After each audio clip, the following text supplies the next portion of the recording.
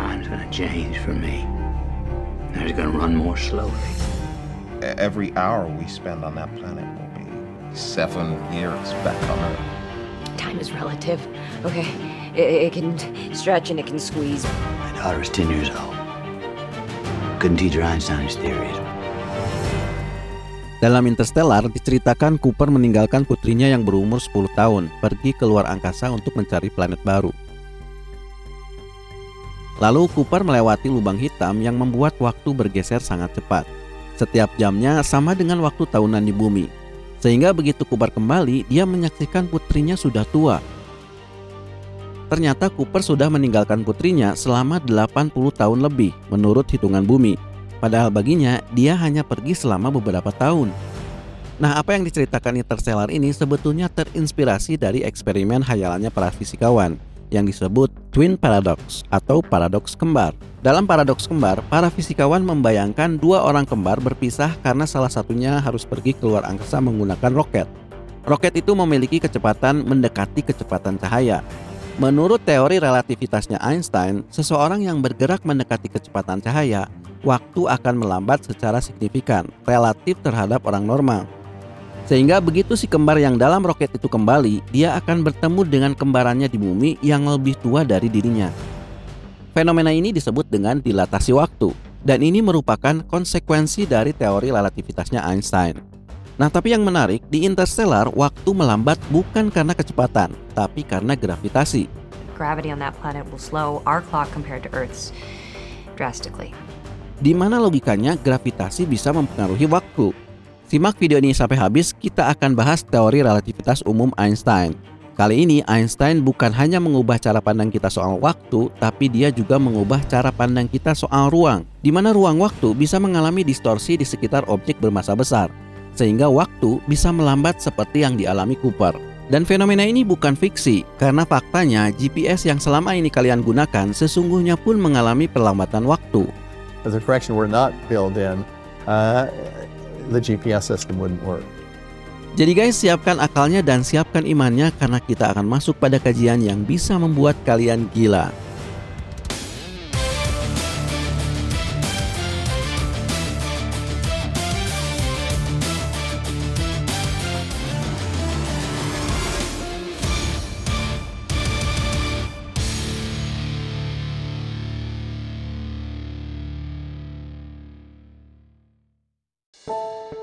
Tentu kalian tahu cerita Newton kejatuhan apel di kepalanya. Cerita ini sangat terkenal. Dan katanya itu yang membuat Newton bisa merumuskan gravitasi. Gravitasi dirumuskan Newton sebagai gaya tarik antar benda yang bergantung pada masanya dan jaraknya. Karena bumi masanya jauh lebih besar dari benda-benda lainnya di bumi, maka benda-benda di bumi kalah oleh gaya tarik bumi. Tapi ada satu hal yang menarik. Coba perhatikan eksperimen ini. Dalam eksperimen ini, bola bowling ini akan dijatuhkan bersama dengan bulu yang ringan. Tapi spesialnya, kedua benda ini akan dijatuhkan di ruang vakum. Artinya tidak ada udara sedikit pun di dalam ruang ini karena sudah disedot habis. Apa yang terjadi? Bola dan bulu ini jatuh bersamaan sampai menyentuh tanah.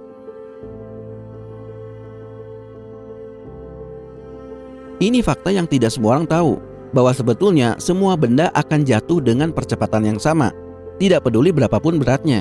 Yang menjadikan bulu, kapas, atau kertas jatuh lebih lama bukan karena dia ringan, tapi karena hambatan udara. Seandainya tidak terhalang udara, batu dan kapas pun akan jatuh bersamaan. Nah, fenomena ini tidak cukup dijelaskan oleh gravitasinya Newton, karena Newton hanya berasumsi adanya gaya yang mendorong atau menarik semua benda jatuh ke tanah, yang bergantung pada masanya. Dan itu tidak menjawab mengapa semua benda jatuh dengan percepatan yang sama. Maka ada satu alternatif penjelasan, dan ini mungkin kalian tidak akan suka, yaitu bahwa sebenarnya semua benda tidak pernah jatuh. Mereka diam, justru bumilah yang bergerak ke atas. The bowling ball and the feather fall together is because they're not falling. They're standing still. There is no force acting on them at all. Ya memang kedengarannya nggak masuk akal. Tapi inilah yang pernah dipikirkan Einstein. Suatu waktu, Einstein berada di sebuah lift. Dia membayangkan seandainya tali lift itu putus dan lift itu jatuh bebas, maka dia tidak akan merasakan gravitasi. Tidak ada kekuatan apapun yang menarik atau mendorongnya ke bawah. Dia dan benda-benda sekitarnya akan melayang. Me, floor, my papers were all falling at the same rate, so I couldn't feel the pressure of the floor on my feet. Nah, bukankah situasi ini sama dengan diam di ruang angkasa dalam gravitasi nol? Itu sebabnya pesawat bisa mensimulasikan gravitasi nol dengan menukikannya ke bawah sehingga jatuh bebas. Orang-orang di dalamnya tidak akan tahu bahwa mereka sedang dijatuhkan. Mereka hanya merasakan sensasi berat tubuhnya hilang dan melayang. Artinya, semua benda yang jatuh sebenarnya tidak mengalami apa yang dikira Newton sebagai gaya gravitasi. But if Einstein is right, if I drop this bottle, the water will no longer feel gravity, so the water should stop spraying out. So let's see it. 3, 2, 1. Wow. But what if the elevator was rising? Nah, sekarang bayangkan seandainya lift tadi berada di ruang angkasa dalam gravitasi nol. Lalu lift itu bergerak ke atas dengan percepatan, maka rasanya akan sama persis seperti gravitasi. Einstein realized that there is no way to tell the difference between sitting in a gravitational field and being accelerated. And these are equivalent situations. Tapi bukankah aneh berpikir bahwa bumilah yang ke atas atau ke bawah atau ke samping? Ya tentu saja, ini hanya cara pandang Einstein memandang gravitasi dalam sebuah kerangka acuan relatif. Yang intinya dia ingin menunjukkan bahwa tidak ada gaya apapun yang mendorong atau menarik sesuatu ke bawah. Gaya gravitasi adalah gaya semu, so the force. Maka pertanyaannya, kalau gravitasi itu bukan gaya, lalu apa penyebab semua benda mengarah ke bumi? Jawabannya adalah kelengkungan ruang-waktu. Kita hidup menempati ruang yang dalam matematika diterjemahkan dalam 3 koordinat, X, Y, dan Z. Atau sederhananya, kiri kanan, depan belakang, atas bawah. Tapi jangan lupa bahwa kita pun menempati waktu. Kapan kita berada di 3 koordinat itu? Sehingga sebenarnya kita hidup bukan di alam 3 dimensi, tapi 4 dimensi, dengan waktu sebagai dimensi keempat. Nah, bagi Einstein, ruang waktu yang 4 dimensi ini harus dipandang sebagai satu konstruksi yang utuh, tidak terpisah. Sehingga semua kejadian harus dipandang bagaikan rekaman film yang setiap framenya tersusun jadi satu blok. Seolah-olah masa lalu, masa kini, dan masa depan jadi satu. Maka kita bisa mulai melihat lintasan setiap kejadian dalam ruang waktu. Benda yang jatuh pun akan tampak melengkung dalam dimensi waktu. Tapi yang menarik, kata Einstein, yang melengkung itu bukan bendanya, tapi ruang waktunya. Jadi pada awalnya ruang waktu itu flat, semuanya dalam garis lurus. Tapi ketika massa atau energi hadir di sana, geometrinya berubah, jadi melengkung atau meregang. Maka apapun yang melintasinya akan terpengaruh oleh lengkungan ruang waktu ini. Objek yang tadinya bergerak lurus akan berbelok. Begitupun dengan benda yang diam, akan mulai bergerak mengikuti lengkungannya. Inilah gravitasi menurut Einstein. Picture, if you will, a framework of invisible lines, like wire mesh supporting a pillar of concrete. Yet, unlike rigid wire, this gridwork is curved. And he says, in the general theory of relativity, that the sun, merely by virtue of being in space, warps the fabric of space, actually, and time. Because now if we take the Earth, right, and we set it in motion, it now goes into orbit because the fabric of space is nudging it around. Memang sekilas pandangan Einstein ini terlalu mengada-ngada. Bahkan para fisikawan pun awalnya ragu. Tapi Einstein berani menantang para astronom untuk membuktikannya sendiri. Karena menurutnya kelengkungan ruang waktu ini pun akan membengkokkan cahaya. Einstein memprediksinya lengkap dengan berapa derajat cahaya bintang akan menyimpang di sekitar matahari. Orang pertama yang menerima tantangan ini adalah seorang astronom Jerman, Erwin Freundlich.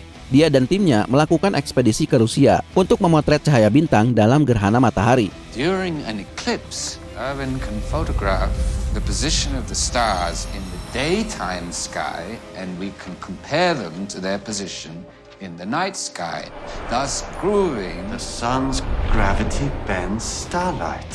Sayangnya Erwin gagal melakukannya karena keburu ditangkap oleh tentara Rusia yang saat itu sedang perang melawan Jerman di Perang Dunia I. Who ordered you to come here? I'm here on behalf of the great physicist. Albert Einstein. You work for Albert Einstein? Yes. Tapi pada gerhana berikutnya, yaitu di tahun 1919, prediksi Einstein ini berhasil dibuktikan oleh Arthur Eddington, astronom Inggris. Dan seperti prediksi Einstein, cahaya bintang betul-betul berbelok dan hanya berbeda 0, sekian derajat dari prediksi Einstein. Mr. Eddington, what did your photographs prove exactly? That gravity bends light passing next to the sun by approximately 1.7 arc seconds, just as Dr. Einstein predicted. The laws of Sir Isaac Newton have just received their first major modification in over 2 centuries. Inilah kemenangan bagi Einstein, membuktikan bahwa teorinya benar. Tapi kalian harus catat bahwa teori Einstein ini lebih kompleks dari yang kalian pikir. Karena teori ini tidak sekedar berbicara soal gravitasi, tapi keseluruhan alam semesta dalam konteks ruang waktu. Karena itu, Einstein membutuhkan waktu sampai 8 tahun untuk menyusunnya, dari 1907 sampai 1915, bergelut dengan formulasi matematis yang sangat kompleks, hingga akhirnya menemukan rumus finalnya. These calculations will explain once and for all relativity. It is complete. Inilah rumus gravitasi Einstein, sekaligus ini adalah geometri ruang waktu 4 dimensi. Berkat rumus inilah para ilmuwan banyak menemukan hal menakjubkan di alam semesta, termasuk menemukan adanya lubang hitam. The planet is much closer to Gargantua than we thought. Gargantua. It's what we're calling them, the black hole. Miller's and Dr. Mann's planets both orbit it. Lubang hitam atau black hole awalnya adalah hipotesis matematis, konsekuensi dari teori relativitas umum Einstein yang memperkirakan adanya objek di alam semesta yang masanya luar biasa besar hingga melengkungkan ruang waktu begitu hebatnya sampai-sampai cahaya pun tidak bisa lolos. Lama-kelamaan, para ilmuwan semakin yakin bahwa lubang hitam benar-benar ada. Hingga pada saat diproduksinya film Interstellar, seorang profesor Caltech yang namanya Kip Thorne mencoba mensimulasikan penampakan lubang hitam dengan menurunkan rumusnya Einstein. This is from a computer simulation that was done by Oliver James, who's the chief scientist at Double Negative Visual Effects Company. Oliver used equations that I gave to him, fed to him, to compute what this would look like. Jadilah tampilan lubang hitam seperti yang kalian saksikan di Interstellar. Jadi ini bukan sekedar efek visual, tapi murni hasil perumusan matematis yang khusus dibuat untuk film ini. Menariknya, di tahun 2019, 5 tahun setelah Interstellar tayang, para ilmuwan berhasil memotret lubang hitam untuk pertama kalinya dengan menyatukan seluruh teleskop di seluruh dunia untuk memotret lubang hitam yang jaraknya 50 juta tahun cahaya, yang disebut M87, dan inilah penampakannya. What you're seeing here is the last photon orbit. What you are seeing is evidence of an event horizon. By laying a ruler across this black hole, we now have visual evidence for a black hole. Walaupun tampak blur dan tampak berbeda dengan lubang hitam di Interstellar, tapi menurut Kip Thorne, tangkapan dari teleskopnya para astronom ini sesuai dengan prediksinya di Interstellar. We're going to move the camera up to the North Pole and see what happens. It's pretty obvious. You lose the crossbar. Near a black hole, time's gonna change for me. It's gonna run more slowly. Lalu apa hubungannya kelengkungan ruang waktu ini atau lubang hitam ini dengan perlambatan waktu? Ingat, kelengkungan ruang waktu yang dimaksud dalam teori relativitas umum Einstein ada dalam 4 dimensi. Sayangnya kita manusia hanya mampu melihat dalam 3 dimensi, sehingga gambaran yang tadi kita lihat baru gambaran lengkungan dalam ruang. Padahal waktu pun ikut melengkung. Yang kita bisa bayangkan adalah bahwa di setiap titik ruang tadi ada jam yang berdetak. Ketika massa hadir di sana, maka lengkungan ruang waktu membuat jarak setiap detakan jam menjadi melebar. Semakin mendekat ke pusat gravitasi, lengkungannya semakin besar. Akibatnya jamnya pun semakin lambat. Itu sebabnya kalian harus tahu bahwa sebetulnya jam di permukaan bumi lebih lambat dari jam di posisi satelit. Karena itu sinyal GPS yang kalian terima di ponsel kalian sebetulnya hasil koreksi. Karena jam di satelit dan jam di ponsel kalian tidak sinkron. Kalau perbedaan waktu ini tidak dikoreksi, sinyal GPS tidak akan bekerja. Posisi kalian akan melenceng sejauh 10 km. For the fact that time is flowing more slowly on the surface of the Earth. So that correction is built into the signals that are sent down If the correction were not filled in, the GPS system wouldn't work. Bagaimana dengan lubang hitam? Memang tidak ada yang pernah ke sana, tapi menurut hitungan gravitasinya Einstein, karena lubang hitam masanya bisa miliaran kali lebih besar dari matahari, maka lengkungan waktunya sangat dahsyat. Akibatnya, perbedaan waktu akan sangat drastis. Gravity on that planet will slow our clock compared to Earth's drastically. Every hour we spend on that planet will be 7 years back on Earth. Ya, gambarannya seperti yang kita saksikan di Interstellar. 1 jamnya bisa sama dengan waktu tahunan di bumi.